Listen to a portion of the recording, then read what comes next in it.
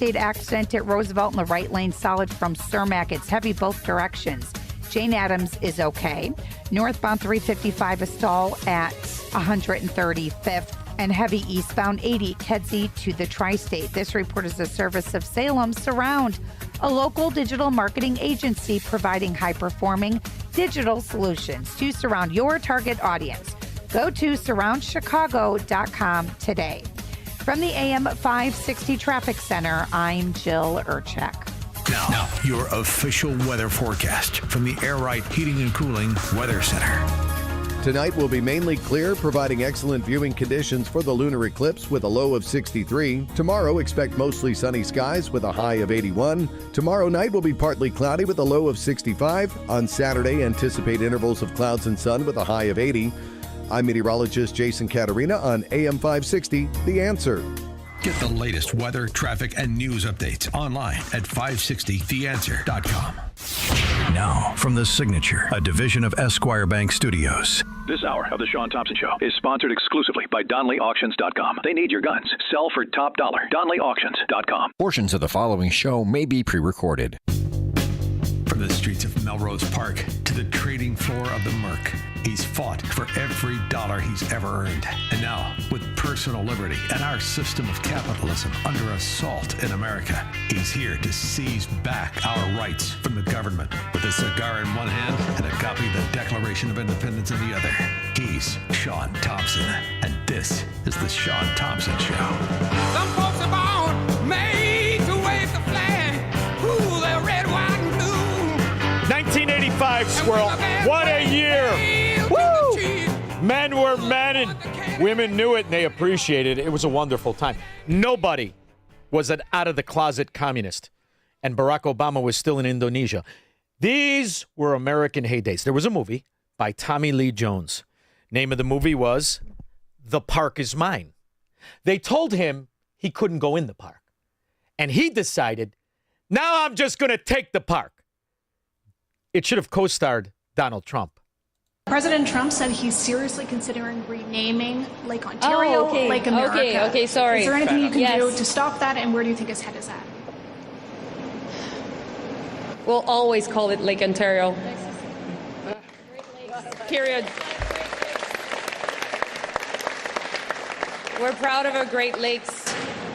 We've navigated the, St. Lawrence River, the Great Lakes, for thousands of years. That's, it's a fascinating reality. In order to be anything other than somebody who loves liberty, freedom, property rights, and the principles based in the Enlightenment, which is called Americanism, in order to be anything else, in my opinion, as I came to the opinion very young in age, you have to be self-loathing and willfully ignorant, like this moron whore, Canadian whore, who can't talk with that stupid accent. You see, Canada itself, bimbo, is 159 years old. That's it. 159 years old is the entire length of our sissy cousin to the north, Ruprecht, if it was a family member. That one stupid relative that every Thanksgiving has a cork on its fork so it doesn't poke its own eye out. And no matter what it does, it cannot help but poke its own eye out, which is why you can always tell by their politicians, like these slob brothers. The one is a dead crackhead, fat whoremonger by the name of Ford. Here's his brother who's still alive, just as stupid, just as fat. If President Trump escalates, Canada needs to be ready to do the same. Everything needs to be on the table. We need to use Canada's many points of leverage to create maximum impact, targeting deep red states and making sure that America's economy feels the pain. So here's what I like to say about this slob. See, I yesterday went over how he and cohorts of corruption in Chicago facilitated a fraud company, a company that existed on nothing except overbilling municipalities by the name of Deco Labels. See, that's where they make their money. It's a half-ass, it looks like a business, but it couldn't exist. He's some big-ass hat politician in Canada, partners with some short-in-the-pants gangsters in Chicago and in Washington, and they have a label company. And anything that needs a label, this fat pig and the other cohorts get an over-bloated contract. right? That's what we tried to say. That's as close as they get to any understanding of capitalism or debt.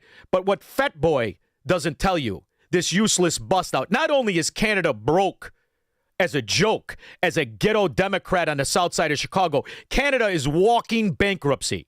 They are the 5th largest holder of our debt, America's debt. So you want to go to an economic war. I just want to get this straight. You want to go into an economic war with a country that you are the 5th largest holder of our debt in the form of bonds, which means we pay you every month for that. We pay you the VIG. That's part of the $2 trillion. So you know what we can do? How about we just don't pay on the bonds? What are you going to do, Canadian? What are you going to do? You're going to do nothing because now, because we say so, now the lake is ours. And finally, I guess the purpose of this more than anything else is we're going to be changing the name of Lake Ontario, effective immediately, to Lake America. That's going to take place right now as I sign the... Not to be confused with the Gulf of America, which is where I live. And how many people before Donald Trump knew that America shares a greater portion of shoreline than Mexico? But the self-loathing, ashamed to be a man or a woman or an American, no, let's call it the Gulf of Mexico. Now it's the Gulf of America. You know how I could say that, Squirrel? Because I got shirts and hats, and I live on the Gulf of America. Now you can buy real estate on the Gulf or on Lake America because it's no longer Lake Ontario. And by the way, Squirrel, why should it have been Lake Ontario? After all, America has a larger portion of the shoreline. Bet you didn't know that. Order. Do you have anything to say about it, Ben? Yes, sir. So this is a straightforward but important executive order. It directs Secretary Burgum and the Department of the Interior to update the Geographic Names Information Service to reflect that the lake once known as Lake Ontario will, from this day forward, be known as Lake America. This is a lake that has most of its volume in the United States. The deepest parts of the lake sit in United States territory, so this will reflect that this is an American lake. Thank you. I was wondering, you sound a little more... Now the argument's over. This is ours now. Now it's ours. It's Lake of America. Is everybody ashamed? Are you ashamed? Well, maybe it's because you don't know about this quasi-communist country, this dung-hole country, where their healthcare system sucks so bad that if you have money, the first thing you do is leave Canada, come to the Mayo Clinic, just like the premier of one of their phony provinces. And you know why I say that, Squirrel? Because the country is 159 years old. But their last province wasn't actually secured, designated, or legitimized until 1982. 1982.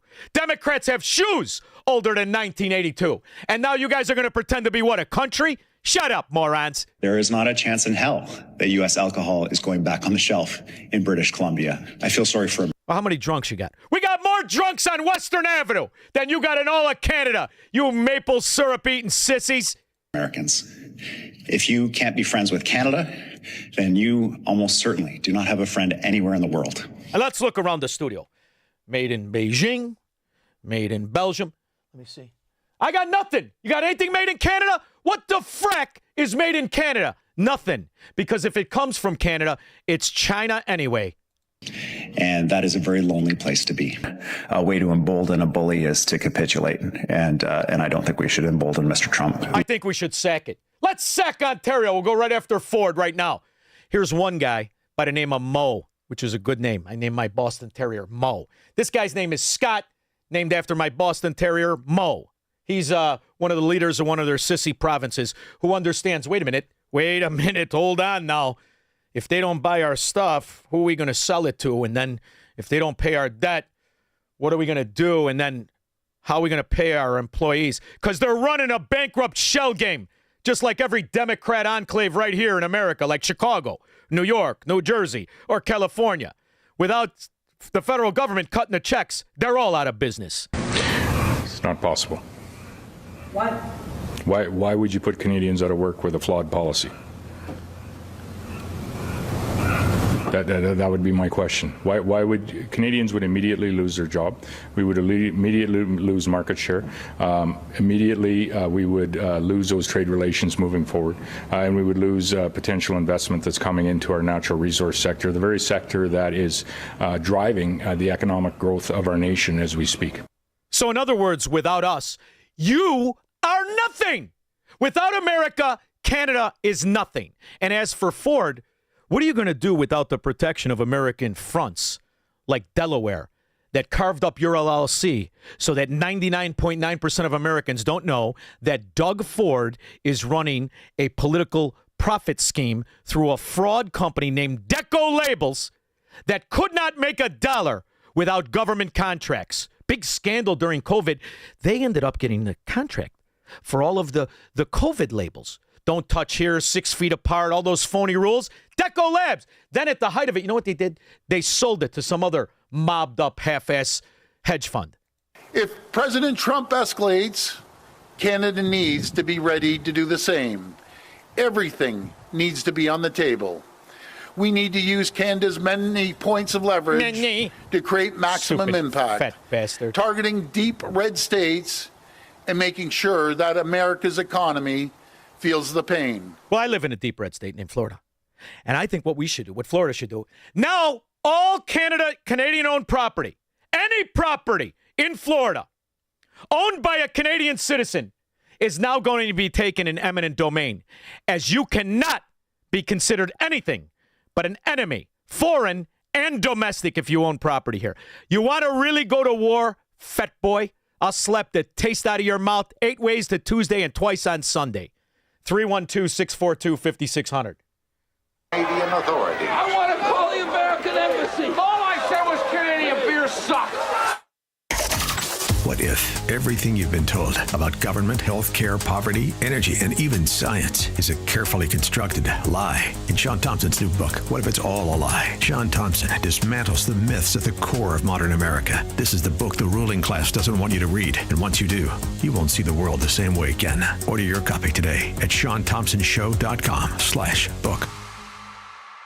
Planning an event, a concert, a church gathering? You need shirts and hats that look sharp without the weight. Your Wearable Words specializes in embroidery and custom printing for orders of 1 to 500. Perfect for your next event or fundraiser. No minimums, no hassle. Just quality embroidered polos, hats, and heat transfer tees turned around fast. Your Wearable Words is right here in Chicagoland, ready to ship directly to you. Go to yourwearablewords.com. That's yourwearablewords.com and order today.